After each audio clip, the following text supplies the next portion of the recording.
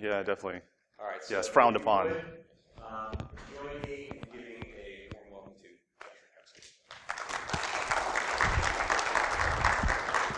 Rykowski. All right, all right. Thank you very much. I appreciate the warm reception, the warm welcome. First I just want to thank BSidesAugusta for putting on this event. Allowing a lot of us to kind of step out in front of the community really, and kind of put some ideas out there, and hopefully get some feedback. And that's really what I'm here for today. I know it's kind of a catchy title, Weaponizing Our Youth, the case for integrated cyber ethics. But really, I just want to kind of step out with this brief today, or this talk today, is just the fact that I'm trying to initiate a discussion here. So don't take anything I say here with any finality or any sort of like I'm providing a solution. I want to really kind of try to get the community engaged in this issue, and we'll talk more about that in a bit. So again, the talk is Weaponizing Our Youth, the case for integrated cyber ethics. I am Josh Rykowski. There's my email up there. If you have any questions or comments you want to throw my way after the talk, please go ahead and send them there. So a little bit about myself. So background, so Mark alluded to it. I am a programmer, definitely Python focused, because who really doesn't like Python, right? Python is where you need to be in my eyes. I'm also an educator. Spent some time teaching at West Point, teaching computer science, and really focused there on teaching the CS1 class, or the introductory computer science class, trying to get those students focused and really excited about STEM. And that's why I put in there, I have a passion for STEM. But more importantly, I've got a passion to try to instill the passion in others for STEM. And so that's kind of where, kind of led me down the path to get to this talk.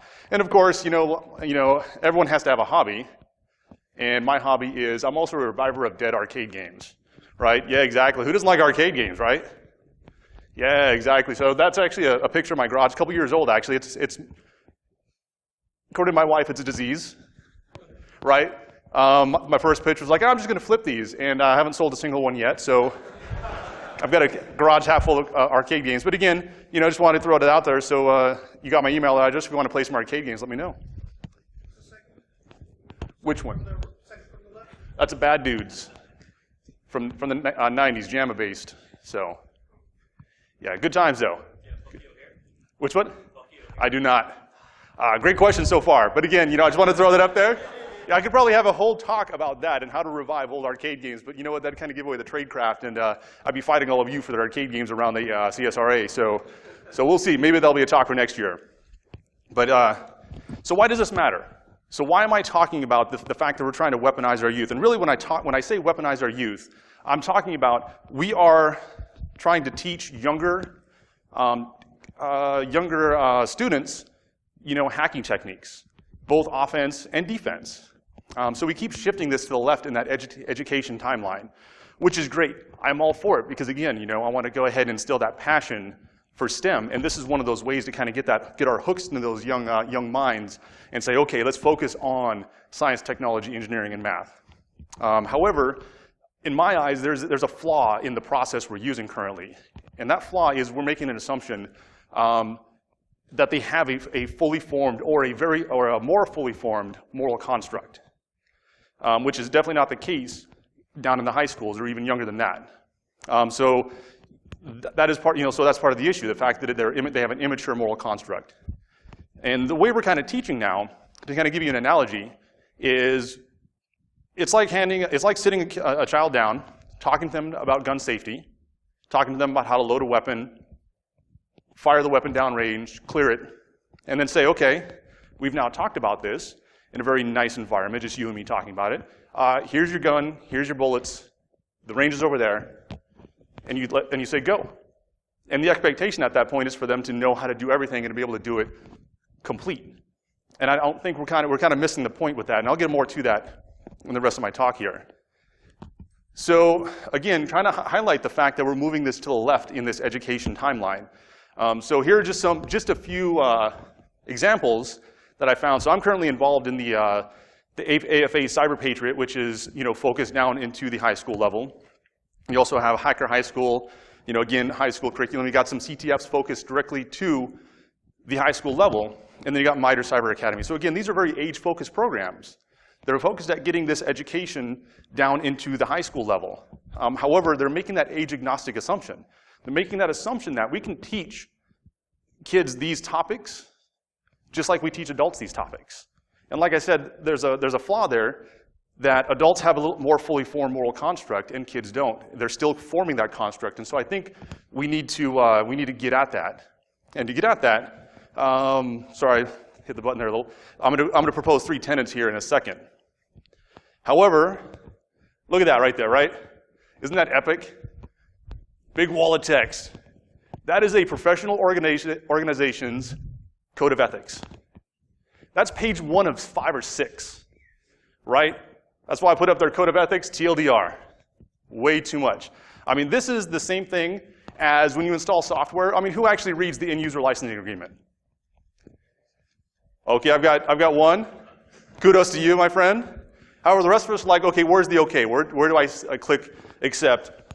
And that's kind of where I feel the code of ethics are. It's like it's this big, long jumble of legalese, a lot of words in there, and I don't want to take the time to read it. And that's me saying that as an adult. Now imagine taking a high school student, dropping a code of conduct in front of them, and say, hey, let's talk about this. You think they're going to read that whole thing beginning to end? Probably not, right? But what are they going to do? They're going to tell you they read it, because what do they want to do at that point if you're teaching them hacking? They want to hack, right? They're like, oh, okay, this is just a hurdle I have to get through to be able to hack all the things, like Ed likes to say. So they're going to say, yep, got it. Okay, you want to talk about it? I'll do that too. And really, I think that's the wrong approach at this level for these kids. So like I alluded to earlier, here are my 3 tenets that I feel we need to get at when trying to teach the cyber education down to this level. The first, I feel it needs to be application-based, right? We can't just teach ethics by itself and then stop there and say, okay, let's go on to the next subject. It's got to be application-focused or application-based. We need to provide them opportunities to fail constructively. Seems kind of counterintuitive, right? We don't want to fail. You know, we're taught from an early age, failure is bad.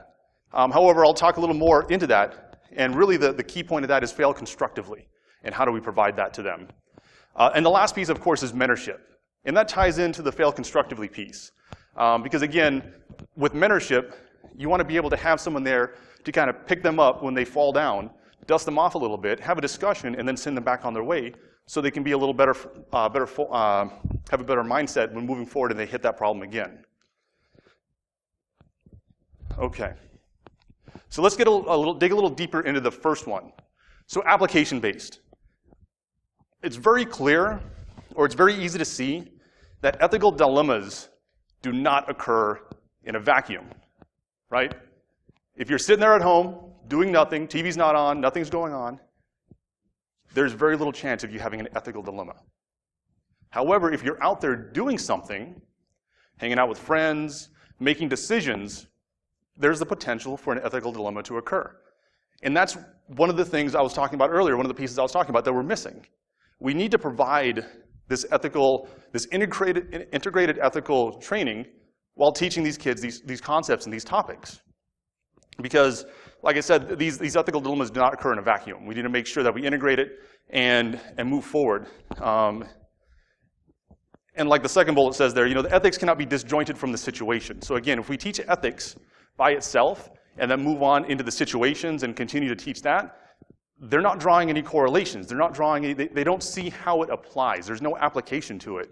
And so without the application, they're left on their own to make a decision. Now this works when we have adults, right? Because adults have a little more fully formed moral construct to kind of lean back on. They're like, yeah, I've got a little world experience, I've got a little wisdom, I can sit there and I can take a look at it. Well, maybe I've seen this before, so then I can make a decision. Kids, not so much. They're still in the learn phase. They're still building that moral construct as they learn. And so again, I feel like ethics education sits at that intersection of the situation and ethics itself. So we cannot teach them disjointed. We're doing them a disservice by doing so. We need to make sure that we integrate it. And like I said, it helps the students draw the correlations, right? Sometimes learning is just doing a little pattern matching at first, right? You have different levels of learning. However, if we teach them the pattern matching enough, what will happen is they'll be able to take that pattern matching, and then when they get into an unstructured, ambiguous problem, they should be able to attack it, or at least dissect it a little bit, to say, okay, what does right look like in this situation? And sometimes it's not even right. Sometimes it's like, what is more right than less right? And again, gets that ambiguous piece of it. But again, so the application-based tenet is, like just to recap, ethical dilemmas don't happen in a vacuum, and we need to make sure we teach them that as they move forward, we teach them with applications. We show them how to apply ethics to their situations, as opposed to just talking about it, clicking OK at the end of the code of conduct, and then moving on to the cool things. So this brings me to my second tenet, the opportunity to fail constructively. This is one that's near and dear to my heart. First and foremost, because failing is easy, right? Try as we might, try as hard as we can, it is very easy to fail. I mean, I failed several times this morning when I hit the snooze 4 times, right? Failed to get up on time, failed to get up on time, it happens. It happens. So the catch, though, is how do we turn that failure into a learning point, right? This is the hard part. Like I said, failing is easy. However, learning from our failures or helping others learn from their failures is very difficult, but it's also very rewarding. Now, when I was kind of working through an analogy in my mind, I kept going back to scaffolding. However, scaffolding really doesn't quite get at the problem here. So you see, I've got this really cool picture up here. See, I was a prior engineer for a little while, did some construction, had some fun. However, what you see up there is what I call a concrete form, right? Scaffolding is what you put up when you want to clean windows on a building. It doesn't really help form anything, right? It's there temporary. So think of the opportunity to fail constructively as a concrete form. It's something I have to build to pour the concrete into, and then let it sit and wait and solidify, right? And so the opportunity to fail constructively provides that form. It says, okay, I see you failed, but let's go and talk about why you failed. Let's go and see, okay, maybe you didn't fail as bad as you did. Sometimes, we're our own worst critic, and, we can kind of not see the good from the bad. And so, but however, having someone there or a construct there to say, okay, you failed, and let's talk about it, and then let's talk about what right looks like in that certain situation. And that's where the concrete form comes in. It provides the opportunity for them to kind of lay that foundation, and then also for that foundation to solidify, because if you pull the concrete forms too early, your concrete's not fully set, and it'll fail. So again, the opportunity to fail constructively is just to make sure that we provide them the feedback in that. Now this ties into my third tenet here, and that is the tenet of mentorship. With this, we want to get inside their thought process. We want to see, what's going on, what's happening, how they arrived at the decision. So it's more so, and that's why I kind of fell in on mentorship. Because again, we don't want to just provide them a critique at the end, right? Because a critique is what? It's a one-way directive. It's like, this is what you did wrong, and this is what I think you should do to fix it. And what does that do to the student or the individual receiving it? Well, sometimes they're like, this seems like a lot of words. I don't have enough time. And you know what? I'm just going to go ahead and do it again. And so they kind of throw it out, or they flush it. But with mentorship, it allows you to open a dialogue with that individual. And again, this is difficult because it's a two-way street. It's just not you providing a critique of their performance. It's you saying, okay, let's sit down, let's talk about what went right, what went wrong, and let me see, okay, I see in this point you made this decision. Can you explain that decision to me? And then get inside that thought process and provide feedback. And sometimes your feedback is not well received because everyone learns differently, right? Everyone receives feedback in a different form. And so they can say, well, I don't understand what you're saying, or no, I don't agree with that. And there's that dialogue, that two-way dialogue. So, again, we just want to make sure that we initiate that dialogue and make sure it's not a directive. It doesn't end up as a directive at the end of the day. So the final takeaways, and again, like I said, I wanted to just mention that, I know this was kind of a quick one, but I was hoping to kind of initiate some discussion today, because again, what I'm providing here is not a final solution to what I see as a problem, but the initiation of a discussion. Also, as I was working through this, I realized that, I was focused at teaching this down to, handing this down to the high school level. However, this can be used anywhere and should be used anywhere on the education timeline. The only thing that changes are the nuances, right? Mentorship is still mentorship, whether it's superior subordinate or if it's peer-to-peer. At some point, you have someone with a little more knowledge than another person providing some feedback, initiating a dialogue. The same thing with failing constructively. Maybe people have a lot more wisdom, and so you can provide just a different viewpoint to them. But again, just to kind of tie back to my 3 tenets, I'm focused on, I want this to be application-based, to fully integrate cyber ethics education. We need to provide them opportunities to fail constructively. Again, to kind of learn from our mistakes. Don't just say that was wrong and move on. Say that was wrong, this is why, and let's see if we can do a little better next time. Basically building that concrete form to allow that foundation to fully set before moving on into something else. And then finally providing that mentorship piece where we open that dialogue with the individual and try to get that discussion going and not just making a one-way directive of, hey, this is what you did wrong and this is how you fix it, and then walking away and never talking to them again. So like I said, at this point, I'd like to open it up for questions, comments, put a little screen image up there. You can kind of, see if we can kind of pull out some comments, but please feel free. If you don't agree with what I have to say, say that to me now. I'm kidding. No, please throw the questions out there. I'd like to get this discussion going. Yes. Okay, so what age groups are you thinking about most effective to start doing this? There's only a summer's difference between a high school senior and a college freshman. Correct. And I'm doing this at the college level. Correct. We're in our second year of cybersecurity level USC. Okay. And not only we're mentoring, we're trying to teach mentoring because that's what the profession needs. Correct. We need to train people to be mentors as well. And I'm seeing that to be kind of effective, but I'm not sure how much trying to teach ethics at that age, how much impact it's going to have, in high school, if you go earlier. No, you bring up a very, very salient point, and you're right. I would like to take this as early as possible. The furthest left I can go in that education timeline. In a perfect world, and given with unconstrained resources, all that, I would take it as far left as possible. Because personally, I feel by integrating this early on, we would solve some other secondary and tertiary issues, misuse of technology, cyberbullying, so on and so forth. But I see it, I'd like to get it that far, to the farthest to the left as possible. However, the reason why I focus on high school is because right now that's where I see a lot of the programs are focused on, and that's where a lot of the resources are being driven towards. So that's why I fell in on high schools. However, I feel like what I said at the end there, the age-agnostic approach, I feel this can be shifted anywhere and just kind of be dropped. The difficult part of this, and what I didn't mention in there, is this is time-intensive, it's resource-intensive, and that's why I think a lot of programs have gone to the first lesson of the program is we're going to talk about the code of ethics. Okay, everyone raise their hand. We all understand what it said, right? Yes, okay, and then we move on. And I think that because that's the easy solution. But you're right. But this is time-intensive, resource-intensive, and it takes commitment from the instructor or the educator to make this happen.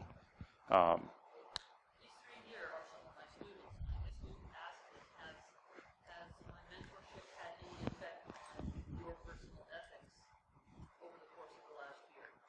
Or do you think you're the same as you were when you came in? Well, this is me personally. I'm a little older. Maybe a little older. So hopefully my moral compass has been set a long time. Sure, and that's what I'm kind of getting at here. Yeah, you're right. Yeah. I'm sorry. I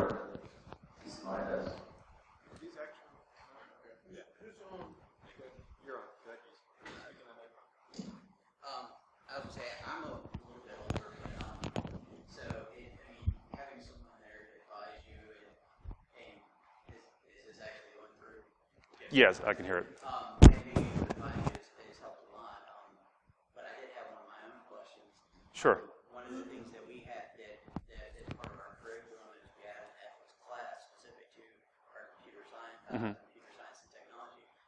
But most of the questions in that are not specific to technology. It's ethics or an ethics in general. So it's not an industry issue per se. It's just an education issue in general. We need to start bringing ethics up to our kids. Do you feel it's effective at the college level? It's effective there, but it's one of these things that, kids are making decisions that can impact them for years, and I didn't take it until I was a senior in college. You probably don't want to wake that late. Okay, Alex, what about you? You're younger. You're a freshman. Oh, yeah. I don't know if I attribute my moral compass specifically to any one source, but definitely being exposed to the community at large over the past couple of years around security has definitely had an impact for the positive. Sure. But I can't place any particular class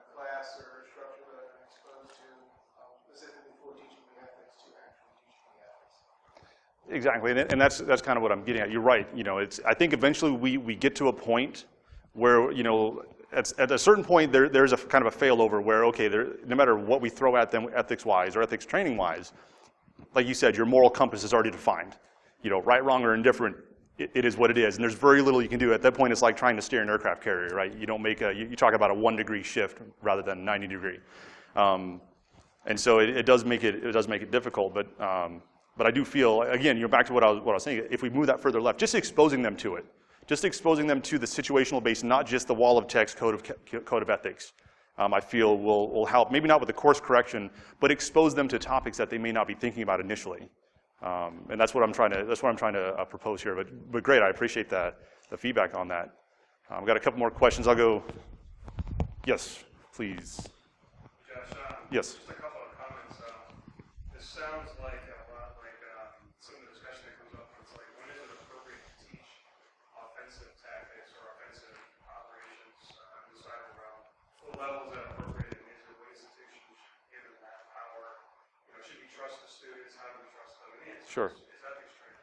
And I don't want to get into the merits of how that's a big discussion that usually erupts into one way or the other. But this perspective is like that's a solution. So I think your question is, when is it appropriate to start incorporating ethics education? And from my perspective, even as a parent, as early as possible, with even just appropriate use of computing resources.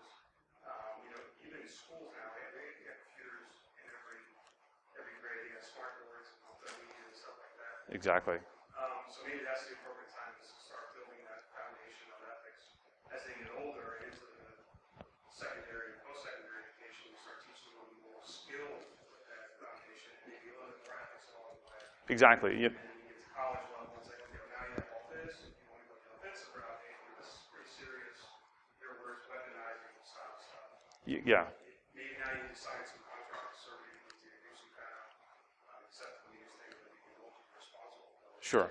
There's lots of different opportunities for this. No, exactly. And the one thing I did leave out here purposely is the fact that, you know, I didn't build the backdrop. I'm saying we should teach it to high school age kids, but you're right. You know, this could start at home, because again, it comes down to it's a very time intensive, resource intensive way of doing this. And so I'm not sure if the schools will be able to pick this up and run with it. So maybe that does start at home initially with some of those initial discussions. But exactly, I appreciate it. I think I had a question back here. 2 points. One was one of the challenges I think that we'll face with, you know, trying to push this, not just us, but universally, is the relativism involved with ethics as far as backgrounds and culture. Sure. Is there going to be, you know, certain cultures that find something that we see as, you know, unacceptable, but that's part of the culture, and they find Sure. it completely ethical. So I just think that's one of the challenges that needs to be recognized. But another point was, you mentioned this, the way I saw it, and correct me if I'm wrong, treating this kind of like how we want security treated. Security is not a goal. Security is a property that should be ingrained in everything. Exactly. Same thing, ethics is not a goal. It's not a lesson. It's a property that should be ingrained from the beginning all throughout. No, I agree, and that's what I was, you know, when I put that wall of text up there in the beginning and with the TLDR, I was trying to get at that, because when educating adults on this, it is an end or an end state or a goal, because again, I think the assumption has been made, you know, a long time ago that adults have a more fully formed moral construct, and so we can allow them lean on that already. And all we've done is pick that whole construct up and dropped it onto younger education. And so you're right, it should be a state of mind or a property and not an end in and of itself. Fantastic, I appreciate that. All the way back. So as far as incentives and disincentives for ethical behavior that you sort of convey to children, it's really easy to tell them, oh, hey, don't ruin your reputation, don't make it hard to get a job, don't Sure. get arrested, all sorts of fun stuff like that. And it's really easy to say, you know, the disincentives for bad behavior and the incentives for good behavior. But what sort of things can you offer to someone in high school or middle school is that this is why you need to act this way? It's easy to say,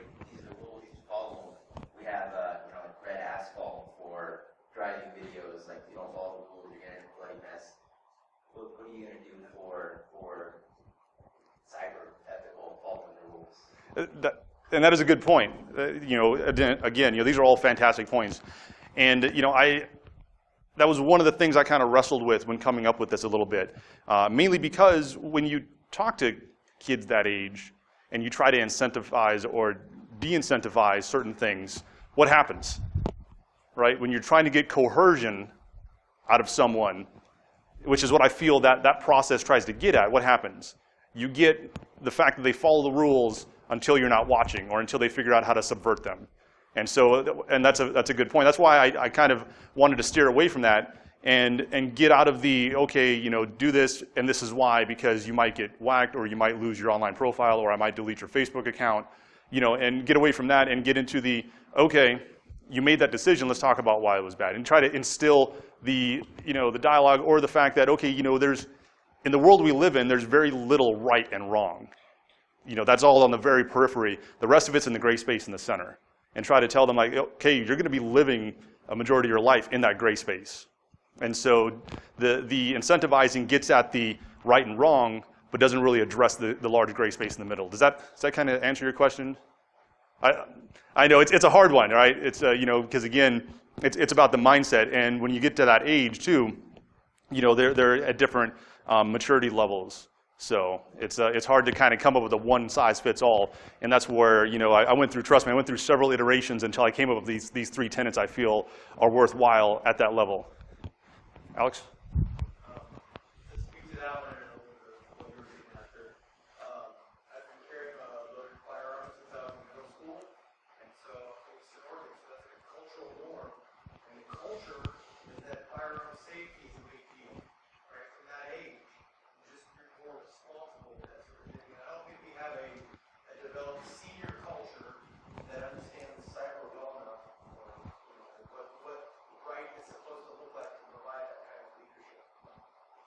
That's a good point as well. So again, we're still, even though we've been around for a while, we're still building tradecraft, we're still building, you know, this foundation, or the forms really, the concrete forms I alluded to. Thank you. Over here.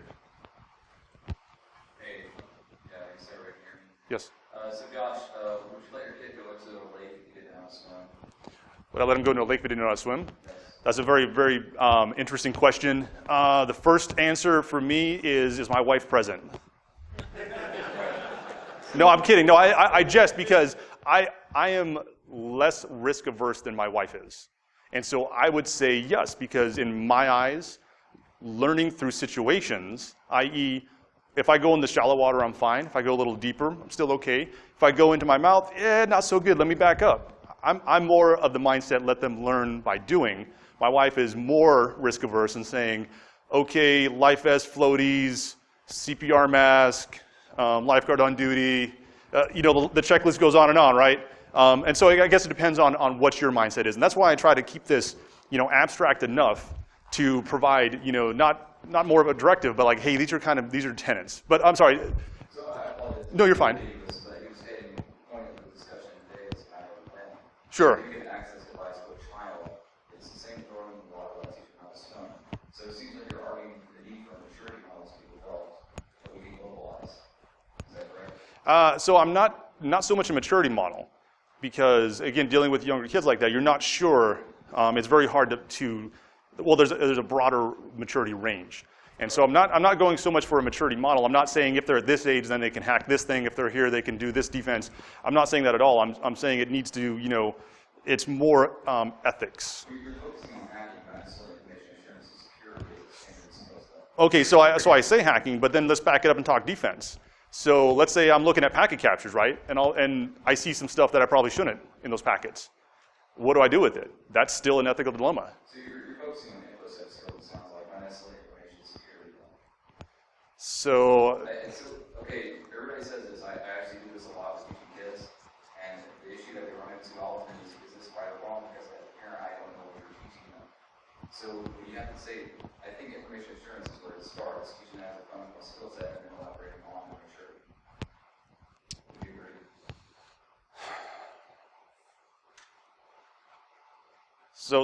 So I'm sorry, my hesitation is to the fact that I'm still trying to figure out, you know, what parents actually send their kids to class without knowing what's being taught. But again, my parenting model is different than others. I see where you're going with it. I don't know what the foundation is at this point. To be honest with you, I'm trying to be non-committal here on purpose because, again, I don't want to make a stand on something because this is nothing I've thought about yet. Okay, I like your sense. I just think that you do more develop a framework. Sure. So thank you. Yeah, no, I appreciate the question. Thank you very much. Yes. So to amplify a little bit on what you were saying with the pool, or lake rather, you're presupposing that the parent knows how to swim. With a lot of modern IT devices, that isn't the case. The parent can barely use them themselves. They don't have the full understanding of what can get their kids in trouble, as the rash of child pornography cases or pictures people have been taking of themselves is proving. And same thing with the carrying a loaded firearm. Because that is how you grew up, your parents taught you that, you're able to get that instilled at a young age. But when the parents don't know, how does that get instilled at a young age? When the children are teaching the parents, where is that mentorship coming from? And again, that's a very good point. And because in a perfect world, that mentorship should be coming from parents. First and foremost, that should be, the first mentor you have in this world should be your parents. However, that may not be the case in situations like this, or situations where, the parents may not have the same education that the kids have. So when they hit high school, it's, the disparity is large. So the parents, they don't want to be out of their comfort zone. So that is a good point. And that's where I was saying at that point, then the mentorship comes from the educator. And that's why I'm saying it's a resource-intensive process.